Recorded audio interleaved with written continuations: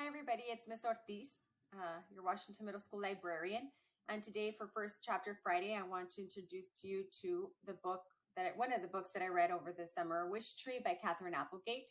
It is one of my favorite stories by her. She writes The One and Only Ivan, The One and Only Bob, and Crenshaw. All of her books are so heartwarming, teach life lessons. And this book really is about a talking tree and animals that live in the tree and visit the tree, friendship. It's about also kindness, showing others kindness despite our differences. And I think that's such an important message to resound to the world. Okay, and so of course, I'm going to give you a link as to where you can find more information. I found there's 2 books on Mac and Via.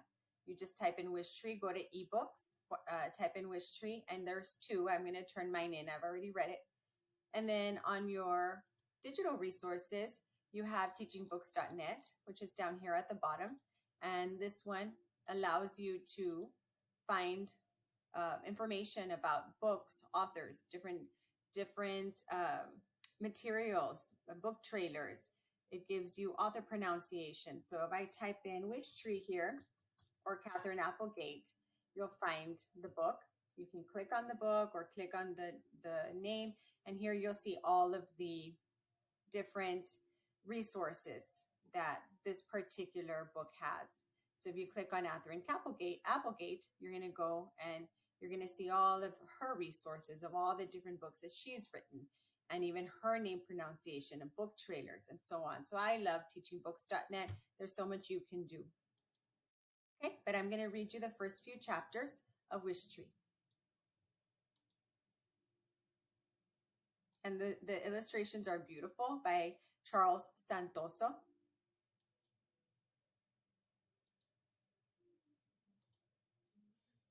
For newcomers and welcomers, be different to trees. The talking oak to the ancient spoke, but any tree will talk to me. What truths I know, I garnered so, but those who want to talk and tell, and those who will not listeners be, will never hear a syllable from out the lips of any tree. By Marilyn Carolyn Davies, 1924, written in 1924. Remember here, boys and girls, you can change the font if you want, and there's more options. Chapter 1. It's hard to talk to trees. We're not big on chit chat. That's not to say we can't do amazing things you'll probably never do.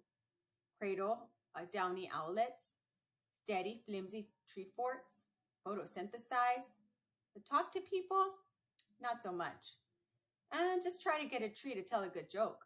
Trees do talk to some folks. The ones we know we can trust. We talk to daredevil squirrels. We talk to hardworking worms. We talk to flashy butterflies and bashful moths. Birds, they're delightful. Frogs, grumpy but good-natured. Good-hearted. Snakes, terrible gossips. Trees? Never met a tree I didn't like.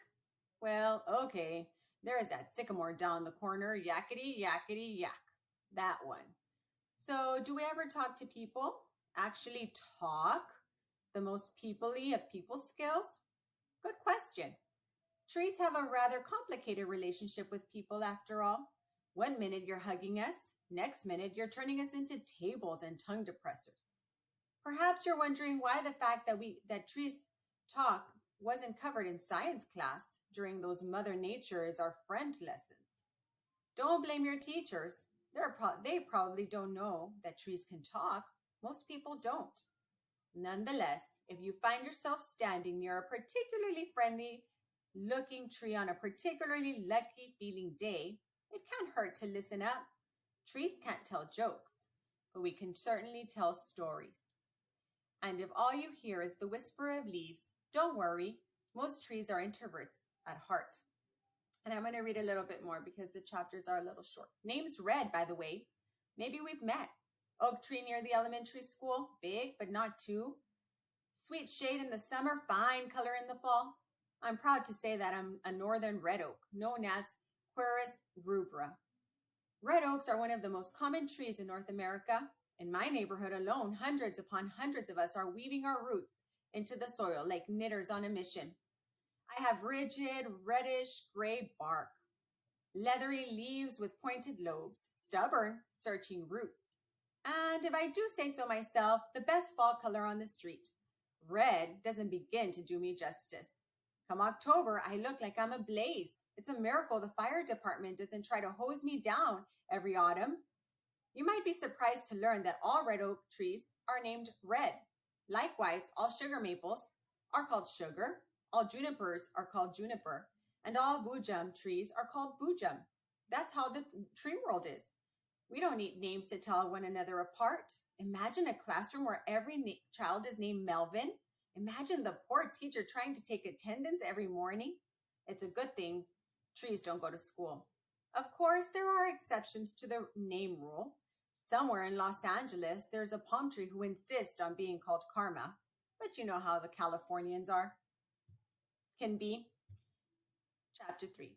My friends call me Red, and you can too. But for a long time, people in the neighborhood have called me the Wishtree. There's a reason for this, and it goes way back to when I wasn't much more than a tiny seed with higher aspirations. Long story. Every year on the 1st of May, people come from all over town to adorn me with scraps of paper, tags, bits of fabric, snippets of yarn, the occasional gym sock. Each offering represents a dream, a desire, a longing. Whether draped, tossed, or tied with a bow, they're all hopes for something better. Wish trees have a long and honorable history, going back centuries. There are many in Ireland, where there are usually hawthorns or the occasional ash tree, but you can find wish trees all over the world. For the most part, people are kind when they visit me. They seem to understand that a tight knot might keep me from growing the way I need to grow. They are gentle with my new leaves, careful with my exposed roots. After people write their hope on a rag or piece of paper, they tie it onto my branches. Usually they whisper the wish aloud. It's traditional to wish on the 1st of May, but people stop throughout the year. Oh my, the things I have heard. I wish for a flying skateboard. I wish for a world without war. I wish for a week without clouds. I wish for the world's biggest candy bar. I wish for an A on my geography test. I wish Miss Geratoni wouldn't be so grumpy in the morning. I wish my gerbil could talk. I wish my dad could get better. I wish I weren't hungry sometimes. I wish I weren't so lonely. I wish I knew what to wish for. So many wishes, grand, goofy, selfish, and sweet.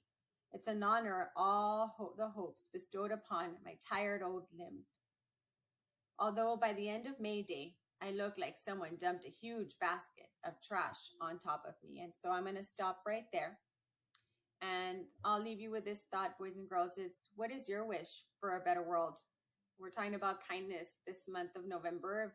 If you're listening this November, what's your wish? What do you hope for?